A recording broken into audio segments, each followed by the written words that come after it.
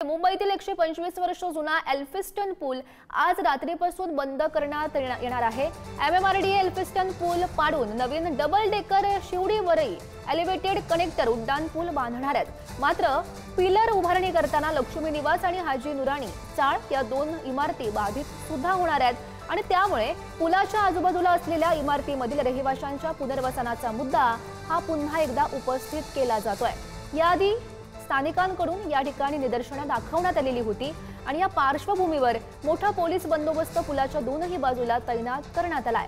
दंगल नियंत्रण पथक या ठिकाणी दाखलही झालाय।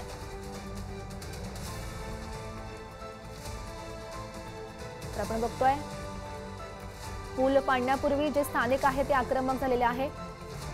ही परिस्थिती बघतो मोठ्या संख्येने स्थानिक जमलेले आहेत। पूल पाडल्यास वेगवेगळ्या मार्गाचा खरं तर वापर करावा लागणार आहे। प्रभादेवी ब्रिजचं हे बांधकाम सुरू झालेलं आहे। उद्यापासून हा पूल वाहतुकीला बंद असणार आहे।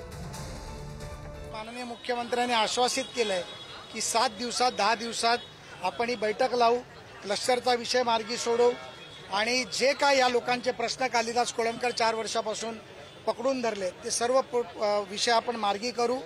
आज आता जाताना माननीय दोन्ही आमदार उपस्थित आहेत। दोन्ही आमदारांच्या हस्ते आपण नारळ फोडू आणि पोलिसांना देखील श्वास घेण्याची संधी देऊ, कारण आता गणपतीचं विसर्जन, लालबागच्या राजाचं विसर्जन हे सगळं करून ईद संपवून पोलिसांनी आता थोडी कुठेतरी श्वास घ्यायला चालू केलाय। त्यांच्यावरती तणाव आणायचा नाहीये, त्यामुळे पोलिसांनाही आम्ही श्वास घ्यायला देऊ, जनतेलाही आश्वासित करू आणि देवेंद्र फडणवीसांनी एकदा शब्द दिला तर ते फिरत नाही, हा शब्द मी तुमच्या माध्यमातून देऊ इच्छितो। देवेंद्र फडणवीस साहेबांचा शब्दार्थी विश्वास, त्या शब्दासाठी मी पक्षामध्ये आलोय आणि त्या पद्धतीने ते कुठेही शब्द दिल्यानंतर कॉम्प्रोमाइज करत नाही, हा इतिहास आहे। आणि त्या पद्धतीने सांगतं कर्जतजी हा तुमचा जो प्रश्न आहे मी सोडवेन। त्यासाठी आमचे प्रसाद सुद्धा त्यांनीच फोन लावून दिला। परत आमचे ACP कदम साहेब होते, त्यांच्यासमोर ही चर्चा झाली आणि माझे इतर कार्यकर्ते होते। म्हणजे आज 11:30 वाजता जो पूल बंद केला जाईल तो होणार, हा निर्णय पक्का? हा पक्का, आजपासून पक्का होणार आणि आमचं काम पण होणार, हे पहा पण निर्णय पक्का। गेल्या काही महिन्यांपासून एल्फिस्टन प्रभादेवीचा पूल हा बंद केला जाणार आणि त्यावरून स्थानिकांचं आंदोलन हे सगळं चित्र आपल्याला पाहायला मिळत होतं। मात्र वाहतूक पोलिसांनी नवं नोटिफिकेशन काढलं की आज मध्यरात्रीपासून, शुक्रवारच्या मध्यरात्रीपासून हा पूल वाहतुकीसाठी बंद केला जाईल। मात्र पुन्हा एकदा स्थानिक रहिवाशांनी आंदोलनाचा इशारा दिला आणि हा पूल बंद करायच्या आधी स्थानिक या ठिकाणी या पुलाच्या जवळपास उपस्थित आले। स्थानिकांचा प्रश्न होता पुनर्वसनाचा।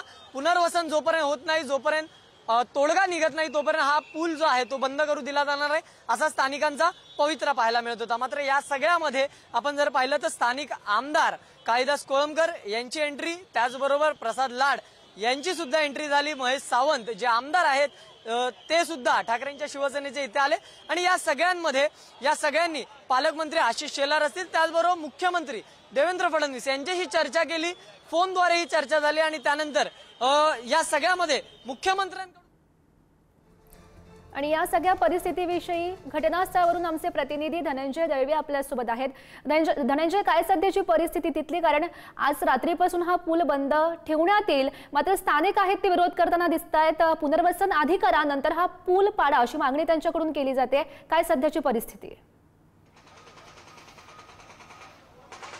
स्थानिकांचा विरोध होता, मात्र मुख्यमंत्र्यांनी दिलेल्या आश्वासनानंतर हा स्थानिकांचा विरोध थांबलेला पाहायला मिळतो आणि आज मध्यरात्रीपासून हा ब्रिज जो आहे तो बंद करण्यात येणार। वाहतुकीसाठी खरं तर बंद झालेला आहे, तसं बॅरिकेडिंग वाहतूक पोलिसांनी केलेली आहे आणि हा ब्रिज पाडण्याचं काम सुद्धा सुरू झालेलं आपल्याला पाहायला मिळतं। आपण जर पाहिलं तर JCBच्या माध्यमातून हा जो मार्ग आहे तो आता या ठिकाणी पाडकाम जे आहे ते सुरू झालेलं आपल्याला पाहायला मिळतं। आपण जर पाहिलं तर 2 JCB या ठिकाणी लावण्यात आलेला आहे आणि आता हा ब्रिज जो आहे तो पाडायला इथे सुरुवात झालेली। या ठिकाणी जो आहे तो वरळी शिवडी उन्नत मार्गासाठी इथे डबल डेकर ब्रिज जो आहे तो तयार करण्यात येणार आहे। 1 वर्षाचा कालावधी आहे। 1 वर्षाच्या कालावधीमध्ये हा पूल जो आहे ते पुनर्बांधणी करून वाहतुकीसाठी खुला करण्यात येणार आहे। मात्र जो स्थानिकांचा विरोध लक्षात घेता या ठिकाणी पोलीस बंदोबस्त सुद्धा मोठ्या प्रमाणात तैनात करण्यात आलेला आपल्याला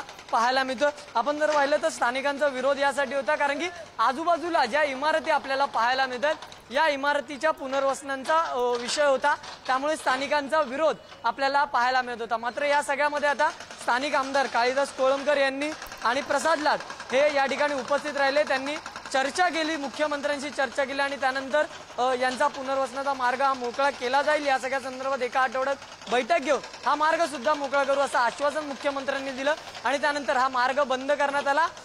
नारळ जो आहे तो सुद्धा शुभारंभाचा स्वतः स्थानिक आमदार काळीदास कोळंबकर यांच्या हस्ते फोडण्यात आला आणि त्यानंतर आता पाडकामाला सुरुवात झालेली आपल्याला पाहायला मिळते. आपण ही दृश्य पाहतोय. आता हा ब्रिज जो आहे त्याच्या पाडकामाला सुरुवात झाली. मी सध्या ज्या बाजूला उभा आहे तो परळ KM हॉस्पिटलला जाणारा मार्ग आहे त्या बाजूला मी सध्या उभा आहे आणि याच बाजूचा मार्ग जो आहे तो सध्या या ठिकाणी त्याचं पाडकाम जे आहे ते केलं जात असल्याचं चित्र आपल्याला पाहायला मिळतं. बॅरिकेडिंग जी आहे ती सुद्धा खरं तर आधी विरोध होता स्थानिकांचा, मात्र सध्या हा विरोध मावळल्याचं बघायला मिळत आहे. या सगळ्या परिस्थितीवर असंच लक्ष ठेवून राहा. तुर्तास धन्यवाद दिलेल्या सविस्तर माहितीसाठी.